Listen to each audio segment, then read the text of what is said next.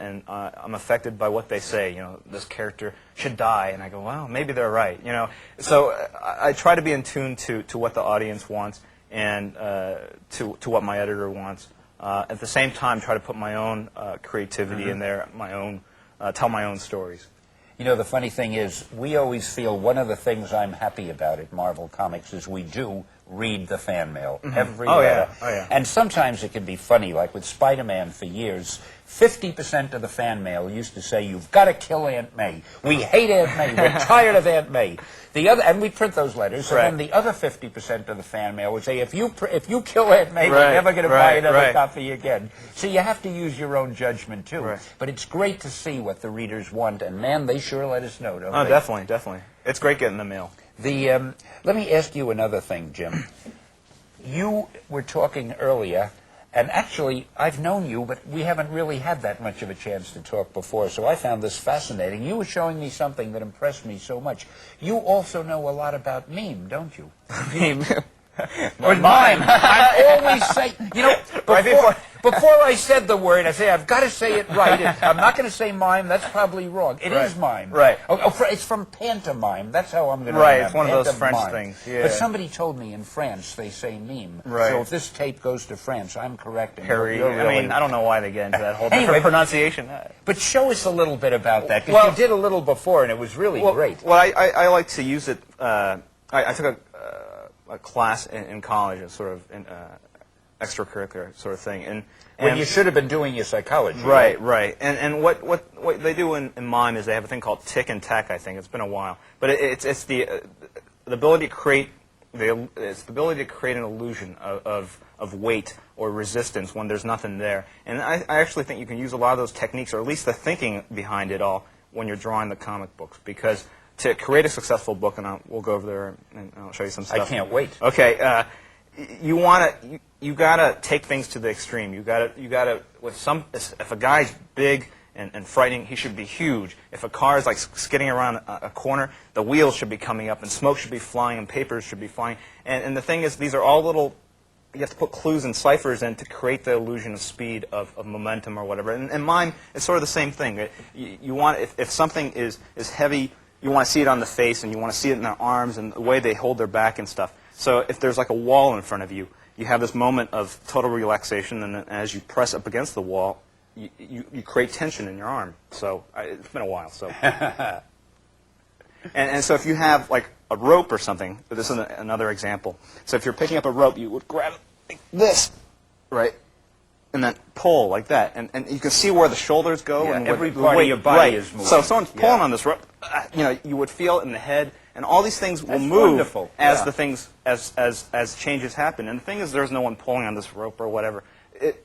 I have to create the illusion of someone pulling on that rope, and that's what we do with comics. Is you have to create the illusion of characters jumping and hitting each other, or lifting a car. They just can't lift it like this unless they're incredibly strong, and that's the impression you want to get. But they should feel it, and there should be sound effects, and their face should be grimacing, and things like that. Oh, man, that was great. I used to put the sound effects in on the strips when I did. That was the thing I enjoyed the most. I lettered them in myself. Right. And I used to try to do them phonetically. I'd make up my own funny sounds.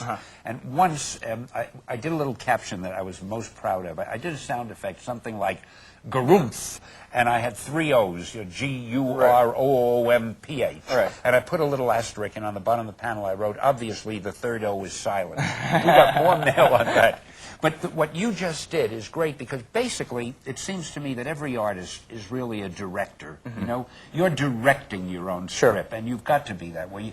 You're working with actors. The only thing is you're working with actors that you have drawn, and I see that's even part of the note I have here. And can you give it? Yeah, sure. I can show you. As far as the directing goes, you want to. That camera is hungering for an example. All right, here we go. Example 1.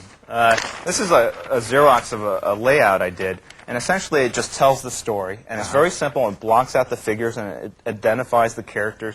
And I do just very quick gesture outline drawings, nothing too detailed, because at this point I'm just thinking about telling the story clearly.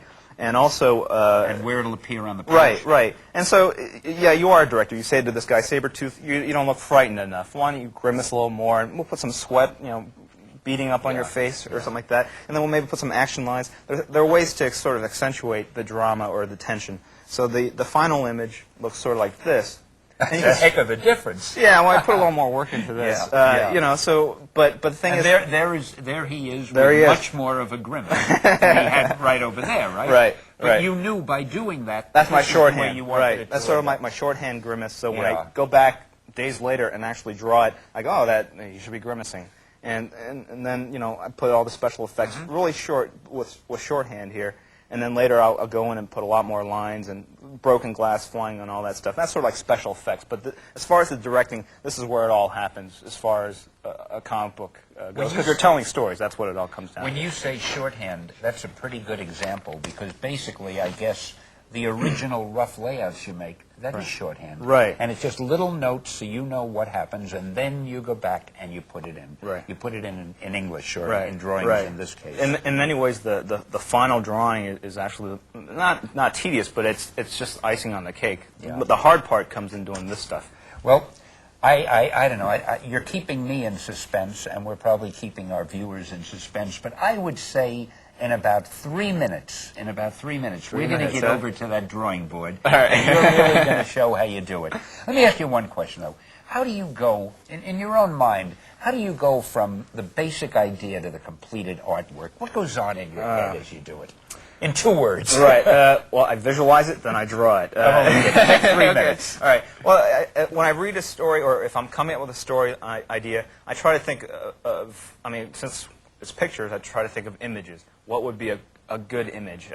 You know, locations and settings and things like that. You don't want the standard backgrounds and buildings. You want something fantastic. You want Absolutely. You want to excite the readers with stuff they've never seen before. So when it's hard to do this, of course. So I sit there and I kind of close my mind, or like especially if I'm in the shower, I just let my mind wander, and I play the comic book in my head, and I see the characters run and down the hall, and I hear the dialogue and the special effects. It's like a little mini movie. And then when I get to that stage, that's when I start sitting down and jotting stuff down, and then moving scenes around and things like that. And then I would go from that and actually start doing the breakdowns like this. And hopefully it all fits within 22 pages, otherwise you're in trouble.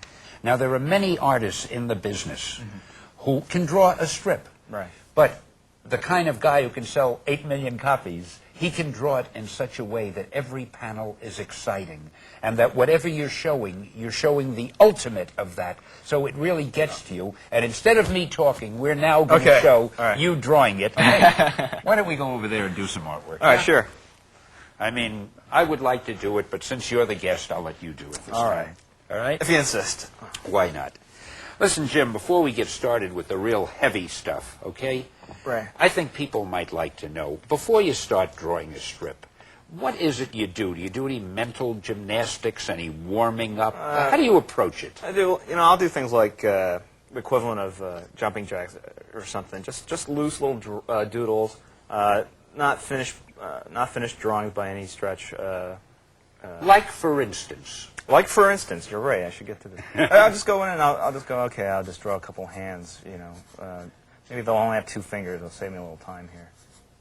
You know. And then- Only 2 fingers, eh? yeah. Okay. Well, you know, a lot of characters have 2 fingers. You make them look so good, the 2 fingers look right. Right, and then I go. Okay, I'm But done. you lie to us, that's only